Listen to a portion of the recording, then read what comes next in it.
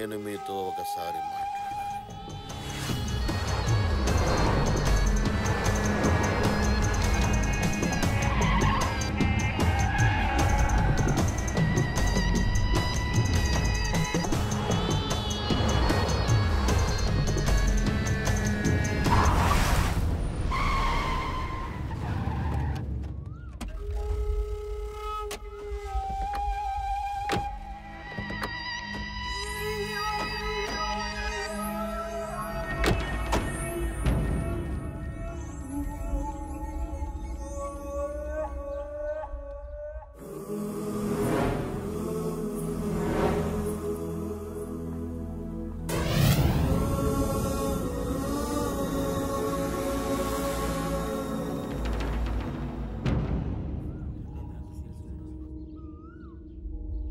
అమ్మాయి మీ అబ్బాయి ప్రేమించుకుంటున్నారట.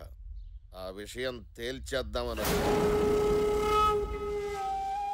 మా అంజలి చదువు, సంధ్య, ఆస్తి, హోదా లేని ఓ సాదాసీదా మెకానిక్ను ప్రేమిస్తుందని తెలిసి సహజంగానే ఓ తండ్రిగా బాధపడ్డాను. ఏంటండి మీరు అనేది? నన్ను పూర్తిగా చెప్పనివ్వండి. ఆ తర్వాత నాకు తెలిసొచ్చింది, అసలు పుట్టేటప్పుడు మనం ఏం తీసుకొచ్చాం, పోయేటప్పుడు ఏం తీసుకెళ్తాం, ఈ మధ్యలో జరిగేదంతా మిథ్య. దాన్ని తెలుసుకోవడమే అసలైన విద్య. ఆస్తి, హోదా, పేరు ఇవన్నీ మధ్యలోనే వస్తుంటాయి, మధ్యలోనే పోతుంటాయి. వీళ్ళిద్దరి ప్రేమను కాదనడానికి మనమెవరం చెప్పండి? వాళ్ళ ఆనందం కంటే మనకి ఇంకేం కావాలి? అందుకే నేను ఒక నిర్ణయానికి వచ్చాను. మా అమ్మాయిని మీ ఇంటి కోడలుగా చేసుకోమని అడగడానికి వచ్చాను.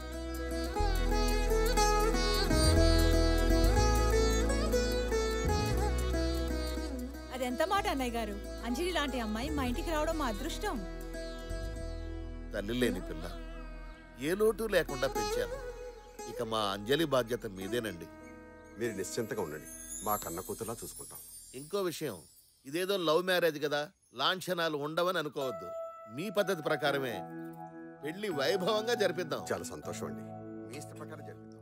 ఏ గీత, ఒకసారి అంజలి పిలవే. అంజలి, చిన్న అర్రవకే. అంజలి,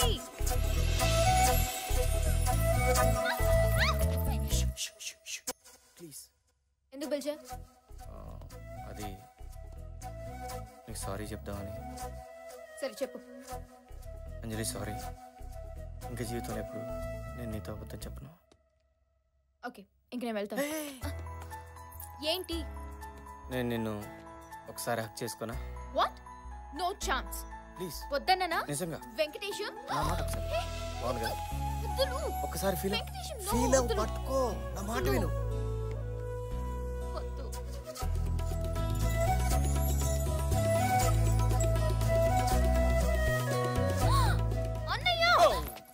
ఏంటిది? అయ్యలేదే, అదేదో ఇరుక్కుంటాను జడలో. అది అంజలి, మీ ఫాదర్ పిలుస్తున్నారు. అంజలి బాయ్.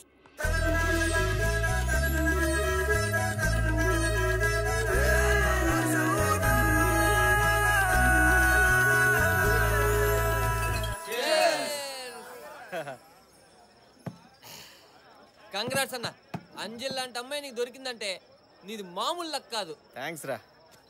రాయ్, బిల్లు కట్టరా. ఏంటి కట్టేది? అదే డబ్బు లేవు. నెలకు ₹1,00,000 సంపాదిస్తున్నావు కదరా, ఏం చేస్తున్నావు?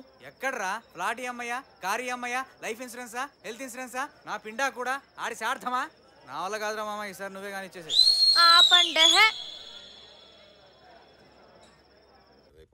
ఓయ్, ఇంకా ఎంత పోయి త్వరగా. ఇదిగో తీసుకోండి. గట్టిగా పెట్టచ్చు కదా అన్నయ్య గారు.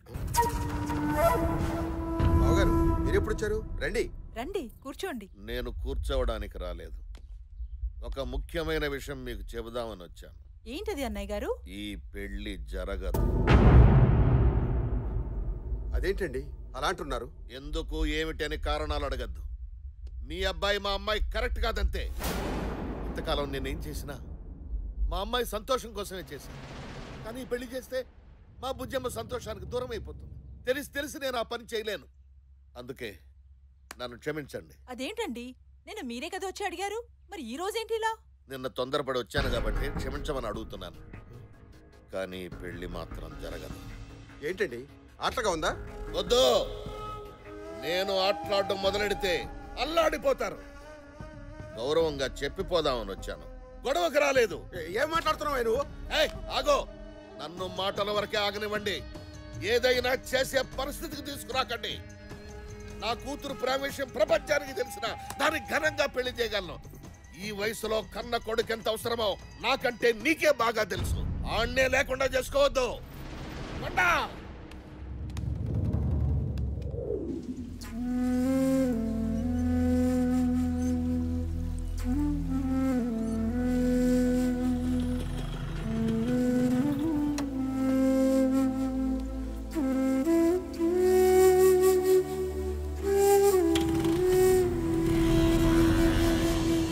అసలు ఏం జరిగింది నాన్న? పిల్లవి, నాన్న, నీకేం చెప్పు. తెలీదు, రాబోతుందా?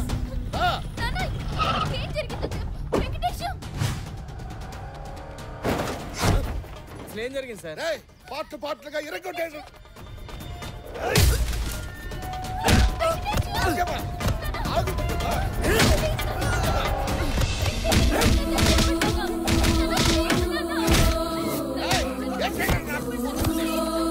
నాన్న మాట వినండి. అసలు ఏం జరిగిందో చెప్పండి.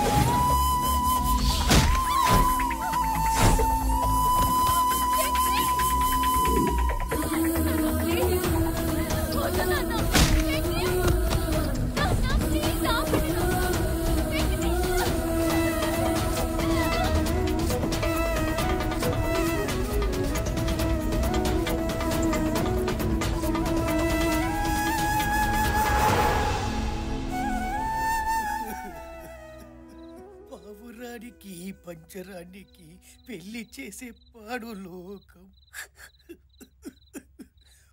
వద్దు తమ్మి, ఈ పైసలున్న పోరులు నీకు వద్దు. నెక్స్ట్ టైం నీ రేంజ్కి తగ్గట్టు ఏ ఆటో వద్దామో బల్లగొట్టు. ఇంజనీరింగ్ ఫస్ట్ అని చెప్పవు, 4వ తరగతి ఫెయిల్ అని చెప్పు.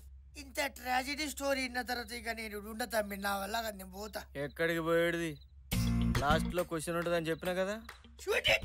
ఒకరోజు అంజలి ఫాదర్ మా ఇంటికి వచ్చి ఆ, మా అమ్మాయికి నువ్వంటే ఇష్టం అన్నాడు. very good. పెళ్లి చేస్తా అన్నాడు. ఖుష్. మంచిది. నెక్స్ట్ డే వచ్చి ఆ.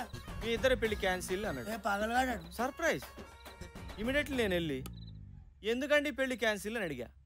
రౌడీలతో పిచ్చ కొట్టుడు కొట్టించి రోడ్డు మీద పడేశారు.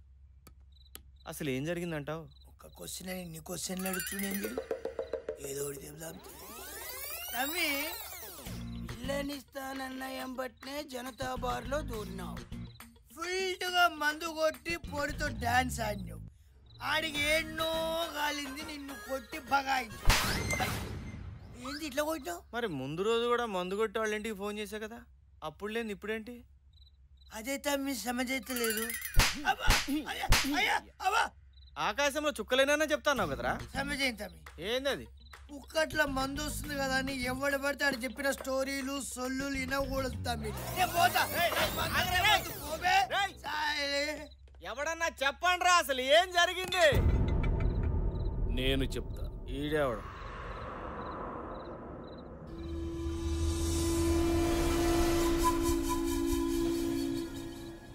నేను చెప్తా.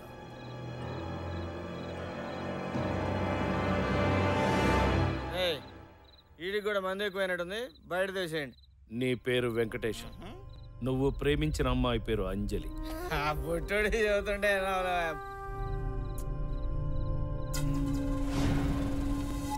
మీ నాన్న పేరు కృష్ణారావు, ఇరిగేషన్ డిపార్ట్మెంట్లో హెడ్ క్లర్క్. అంజలి వాళ్ళ నాన్న పేరు శివప్రసాద్, అంజలి గ్రూప్ ఆఫ్ కంపెనీస్కి చైర్మన్. రోడ్ నెంబర్ 12లో లంక్ అంత కొంత. అతను వాడే ప్రతి కారు నెంబర్ 6666.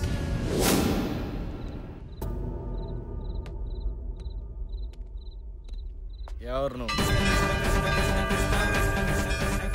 ఇవన్నీ నీకు ఎలా తెలుసు? ఇవే కాదు, నువ్వు అడిగే ఆ ప్రశ్నకి సమాధానం నా ఒక్కడికే తెలుసు.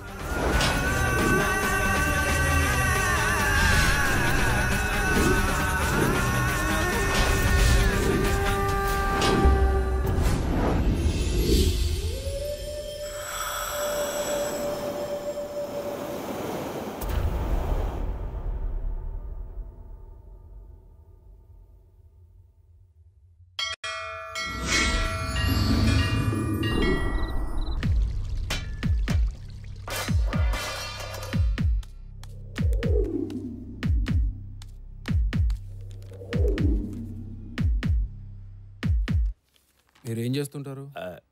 ఏటీఎం సెంటర్లో గార్డ్ని. పాపకేమైంది? జీతం ఎంత వస్తుందో? కట్టింగ్స్ అన్నీ పోను ఒక 5,000. పాపకేమైంది? డబ్బు సాయం చేసేవాళ్ళు ఎవరైనా ఉన్నారా? ఎవరు లేరు. పాపకేమైంది? సారీ, పాపకేమైంది డాక్టర్? Acute myeloid leukaemia. అంటే ఇది ఒక రకమైన క్యాన్సర్. క్యాన్సరా? ఇంకా ప్రైమరీ స్టేజ్లోనే ఉంది కాబట్టి ట్రీట్మెంట్ చేయొచ్చు. కాకపోతే బోన్ మ్యారో ట్రాన్స్ప్లాంట్ చేయాలి, అది కూడా 1 year లోపు. ఇక్కడ సరైన సర్జన్ కూడా లేడు. స్పెషల్గా యూకే నుంచి పిలిపించాలి. ఇదంతా చాలా ఖర్చుతో కూడిన ప్రాసెస్. ఎంత అవుతుంది డాక్టర్? పోస్ట్ ఆపరేషన్ ఎక్స్పెన్సెస్తో కలిపి సుమారు 10 లక్షల దాకా అవుతుంది. సర్జరీకి ఇంకా టైం ఉంది కాబట్టి ఈలోగా మీరు ఆ ఏర్పాట్లు చేసుకోండి. ఏం చెయ్యలేని పరిస్థితి. నెలకి 5,000 సంపాదించే నేను 10 లక్షలు ఎక్కడి నుంచి తేవాలి? ఆలోచించడానికి భయంగా ఉంది.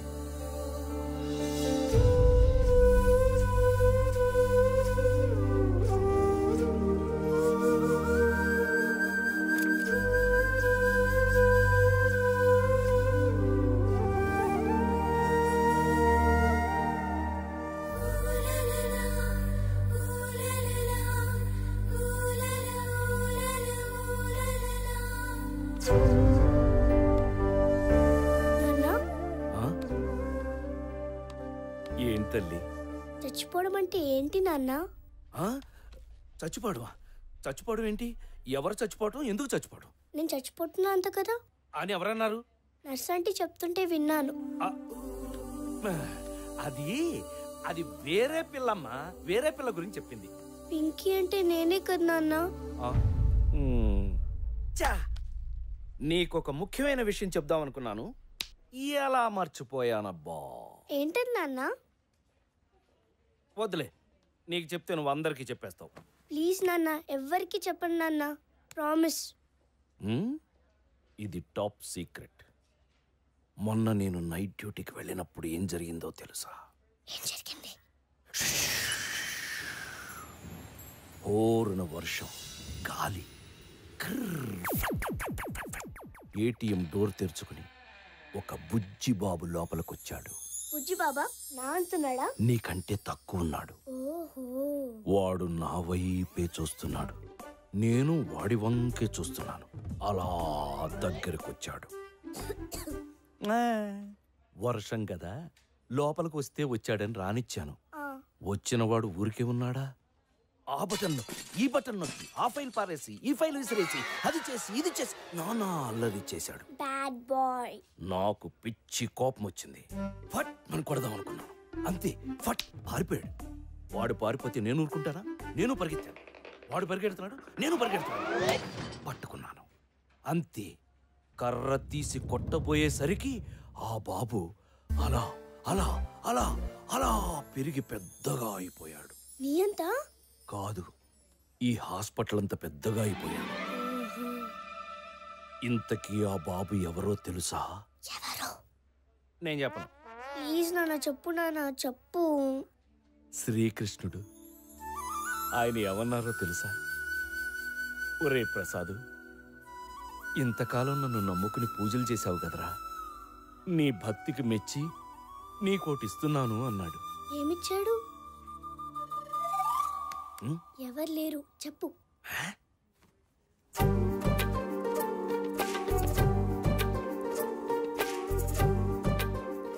ఈ లాకెట్టిచ్చాడు. ఇది వేసుకుంటే నేను నీతో పాటు ఉన్నట్టే, నీకు భయం నొప్పి ఏమీ ఉండవని చెప్పాడు. ఎంత బాగుందో. నీకు కావాలా? ఇస్తావా? సరే.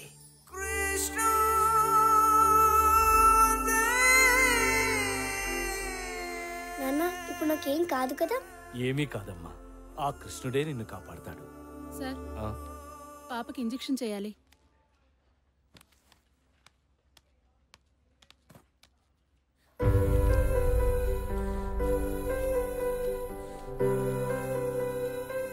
నాన్న ఇంజెక్షన్ నొప్పిగా లేదు నాన్న. ఎలాగైనా పాపను బ్రతికించుకోవాలి. ఏం చేసైనా సరే డబ్బు సంపాదించాలి. ఆ క్షణమే మస్కట్ వెళ్ళాలని డిసైడ్ అయ్యాను. మరి అంత దూరం వెళ్ళాలంటే డబ్బులు?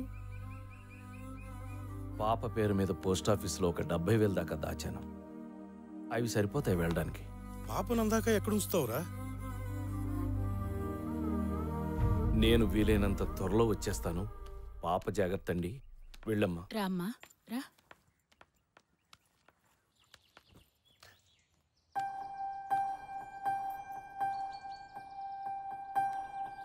నాన్న